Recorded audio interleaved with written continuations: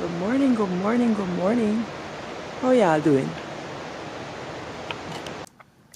See, today I had high hopes of doing this recording outside, but look at what's going on up there. Raining on the mountains, and it's going to come down soon. Hello and welcome. What the story say? Are you coming? Sit down. It's Sunday afternoon, hey? And I'm about to tell the story. I had grand plans to be outside, but it ain't happening today because this rain is doing the do. Yes, can't happen. Listen, we're talking about clothes and shoes and things. When you're growing up in Guyana, or if you're still there, you know that when your shirt get tear, your mother sew it yourself, even though she's not a seamstress, you know. That was DIY before DIY was a big thing on this YouTube streets and things. If your pants bams, you get to tear them, men 'em. If your shirt colorway out, they take the inside or the back and put it in the front. You know that? When the sheet get old, they take the sheet and they cut it down the middle and they put it at the end and they bring the ends inside. That is DIY. When your shoes start for flap, they go and they buy tack and they take the shoe and put it on the coal pot iron and them hammering them tack. How me know? Because I do it myself. DIY. Guyanese women can proper make something out of nothing. When it comes to food, back in the day we used to go to Demico to get the chicken in the rough. You think they can't make chicken in the rough? Oh yes. People who can't buy this make. DIY. Then again, nothing me believe Guyanese woman can make. Yes, sir. It's I say so. They go so far as to make holy water. Hey, you hear me right? Holy water. DIY. Let me tell you what Valerie Mama say. And listen to me. As me buy them, I saw me sell them. I'm going to read it in the book for you. This is a woman named Valerie O'Dork that wrote a book. And I'm reading this book to review this book.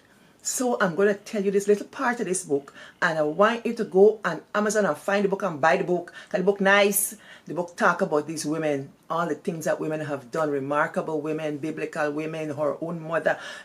Let me tell you. This chapter called Rainwater Ritual. The tradition of collecting rainwater on Good Friday is a vivid illustration of how faith and religion intersected with my upbringing. Many of you can relate.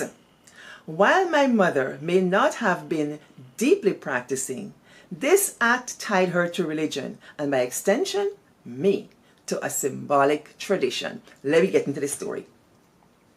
The tradition of collecting Good Friday rainwater in my family was a sacred ritual. People, I did forget about Good Friday water, you know. But I started to think to myself, if rain not fall Good Friday, if rain never fall on Good Friday, where I get all the water from? So it seems to me that rain does always fall on Good Friday. Y'all tell me, true? Me I can't remember. But now go with the story. Every year, my mother prepared a special container to gather the rain, which she considered blessed and holy. Yes, sir, that thing a village. Me remember? Yes, but holy water. I wasn't going to church that had holy water. But me know the Anglicans had holy water. Me know the Catholics had holy water. Me don't think Methodists get holy water and Adventists not get non-holy water. Good. She would offer a prayer of thanksgiving for the rain, then carefully store the water in a safe place. It makes sense. She used it to bless and heal her children when they were sick, firmly believing in its divine power. Klatai. Valerie Mutton Faro. When I asked her why she didn't have the water blessed by the priest, she confidently replied that her prayers were heard and answered by the same God. Hallelujah, lady. Me like this lady already. Though I did not continue this practice, I believed as a child that her prayers and that water helped me heal. And Valerie asked a couple of questions. Did you ever question why you performed the ritual? especially in the absence of other religious practices? Do you see it as an act of faith or simply habit? She called that the tension. And she wants us to peruse that tension. You know, we academics have these fancy words, tension and intersections and stuff like that. So let's provoke that tension. What kind of rituals you perform even though they're in the absence of religion? So do you collect holy water even though you're not a practicing Catholic? Do you go to the priest to bless you even though you don't go to church? Do you take your children to be blessed or sprinkled with holy water? Do you get them christened or baptized even though you're not a practicing Christian or belonging to some particular faith? And she says this part is called the individuality. Perhaps you choose to adopt or abandon a tradition reflecting on your evolving relationship with the rituals of your upbringing. You choose to adapt or evolve. Which tradition did you adopt or abandon and why? So that's where I'm coming from today and what I want to talk about today. All right. So Valerie, get the book. It's called War Journeys. It's a long title. Let me see if I can get it. I have it on my Kindle here on my phone. I want to get the right book cover because many of you might be interested in this book. It has some good like nuggets for you to consider, the tension and the individuality. Yes, it's called War Journey, WOJOURNEY, Stories of Strength, Struggle, and the Spirit of Womanhood. Love it. So I bought it. It was recommended to me. I'm hoping to still get her. If y'all hear this and y'all know, she contact me at wahdihstoryseh. I need to talk. Yes. So Valerie said to consider the traditions that we practice and peruse them. So as I was thinking about it, I wondered, well, what do I practice that is not religion per se, but has been passed down to me, given by mothers, or even maybe not even by mothers, by anyone. So I'm going to talk to this particular one. In my family, people practice a saying, and I say it on this show. When I end the show, well, the program, people don't like me to say show. They say it's more than a show, it's a program. Thank you. On this program, when I end this program, I say walk good. W-A-A-K, good. G-U-D is Creolese, walk good. You see, if I put W-A-L-K, people want to say walk good. And they go see my G-U-D and say it's not good English. Well, we've put that one to rest. I ain't talking English here. I'm doing mix. I'm code switching. I'm going from Creolese to English and back. It's comfortable for me. I'm not doing any academic presentation that I need to be straight up in English. And even then, depending on what I'm talking about, I go in both ways. And people love it. Yeah. Okay. So I was thinking about that and I came up with walk good. My auntie used to always say, walk good. You know, you leave the house and you go in somewhere, they would tell you, walk good. I remember my cousin Dale, you know, she would get dressed for school and she would leave the house and my auntie would be sitting down there with cousin Amy and cousin Francis and so on. And is Francis with Gashi? Cousin Francis, yes. They would sit down there and my Auntie Sissy and they're grating coconut, talking, whatever.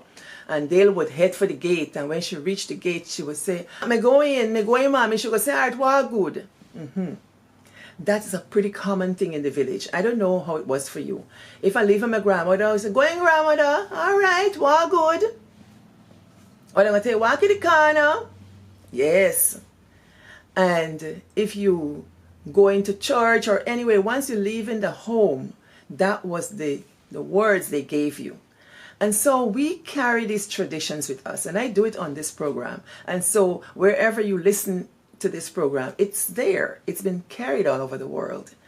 So I'm going to tell you, this is a story that my cousin shared with me when I was asking her, you know, how did walk good show up in her life?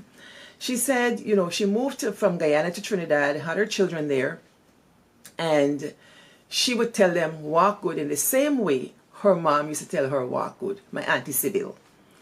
So she said this one day, things were rough getting out of the house. The children wouldn't get ready. You got to quarrel with them. Hey, put on your shoes, your hair don't tie, all kinds of stuff. So her daughter Latoya was lingering, wouldn't get out of this house. And it was getting time to get to school on time. She said, Latoya, get out of this house. Pick up your bag. She picked up the bag. You drink your tea? Yes. You put on your shoes. She put on her shoes and she let the door out, putting on the shoes, dragging herself. Then she get out the door and she lingering. Dale must be doing some things. Look around, Latoya at the door still. She said, girl, pass yourself and go to school. She's still lingering. So she said, what happened? Why you not going? She said, Dale, I can't go. She said, you mean you can't go? She said, you know, I said, well, good. And that gave my cousin pause in all the missives she'd been directing at this child. Put on your shoes, comb your hair, put on your ribbon bow, or whatever it is. Get your book bag and whatever. She forget to give the words towards what good. Her daughter was born in Guyana but grew up in Trinidad. And because of the tradition of what good, the child would not leave home. So I asked my cousin Dale, how do you feel about that? She said, girl, I didn't even realize how deeply rooted that saying was in me and how I pass it on to my child, and that she noticed and she made an attachment to it, that she would not leave the house without this walk good. I was thinking, in the biblical story of, I think it was Jacob wrestling with the angel, and then he didn't want to let go, and morning was coming and he was fighting, and then the angel said, let me go, and he said, I can't let you go until you bless me. It come over to me like that. She was saying, I can't leave this house until you give me this walk good, which to Latoya is like a blessing. And how do I know? I talked to her this morning. I asked her, how did that come over for you? How did you receive walk good? She said her mom and them always talked about how she grew up in the village, the things that she experienced with her grandma, and because she didn't get to experience her grandma very much, so she would learn from her mom through the stories about the small days and the growing up and the sayings and the doings, and she really liked that. So when it came to walk good, she attached herself to that. So she noticed it, and she always expected her mom to say walk good. So the day when she didn't say it, she said she felt naked, she felt unprotected, like she had to have this blessing or this word said to her, because she felt like if she went out there, suppose car bounce me down. If car bounce me down, what? And she felt that if car bounce you down, it's because the mother didn't give her the protective cover of walk good, or what walk good represented to her. It's a blessing, something to keep her safe. We don't know how our words keep our children safe. And I was thinking, what do I say to young people? The young people I teach, I always tell them in the morning when I meet them, be a leader, be a friend. Be a friend, be a leader. Because you see, in this world here with the bullying is not only just to fight people and say bad words, it's ostracism. That's how it comes over. They don't talk to people. We used to have that at school too. Me don't talk to me and she don't talk. Yeah. But you always get your other friends. And in today's society, there's an isolation that happens among young people. And bullying is such a severe thing in society. In Japan, they call it hijime. And it's bad. People unalive themselves. So I tell my students that. I asked my sister, what do you tell your children? And she said, when they're doing their work, she said, she thinks she tells them something like, do your best, something like that, do your best. And her daughter, if she didn't tell her, do your best, she would say, Mommy, you got to tell me. She would remind her when she's going to school or she's doing anything, Mommy didn't tell me. But she have to tell her, do your best, something to that effect. What words do you give your child based on your realities? My sister is calling me. I have to call. Let me answer her. Hello? Let me call you back. I'm recording. Goodbye. Yeah, so that's Dara calling me. It's the time of day when we usually talk. Yes, so I don't know. I gotta ask her what tradition she gave her daughter. But yeah, walk good is such an ingrained saying in our culture that we have to peruse it to see what it means. It means take care, be safe, goodbye, see you later. We say it when people leave the home to go to work, to school, or anywhere else. We say it when people die. You know, your friend lay down there, whoever it is, and you say, walk goodbye, walk good. Yes, it's like that. If people are going to the airport to leave to go abroad, it's walk good, you know. I wonder to myself, how long has this saying been in our culture? And you can measure it by the age of people. I remember talking to Baba Yeyusi Kwayano, whom we call the Buxton Sage, or the Sage of Buxton. He's 100 years old. Oh, bless him. And sharp like a tack. The memory is good. The eye might be failing, the hearing might be failing, but the brain, not failing. So, just the other day, he had his birthday in April, and I've listened to some of his talks and things like that. He was born in 1925.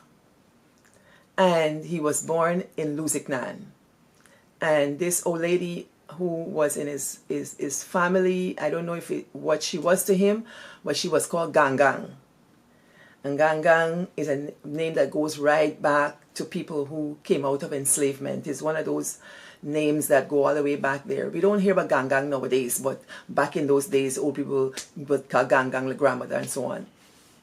And Gangang used to give him words. And I don't know if this walk good came out of his relationship with Gangang, but I know it came out of the community. And he has it.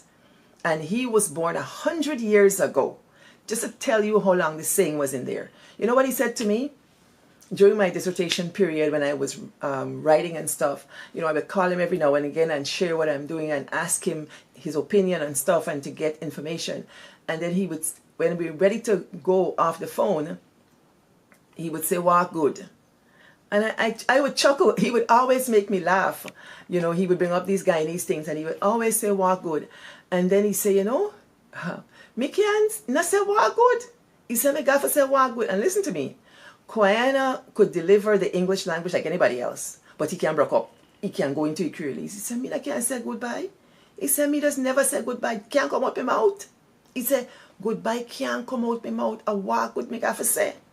So you tell me what good. Blessings, peace be to you. Peace and blessings. All those things. Those are the connotations of that little saying.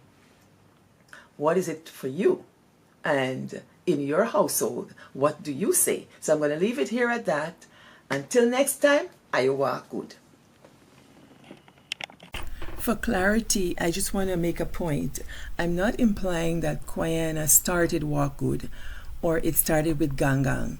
I was trying to make the point that it was in the community 100 years ago, and it must have been there way before that. I'm just making a little reference for my sake.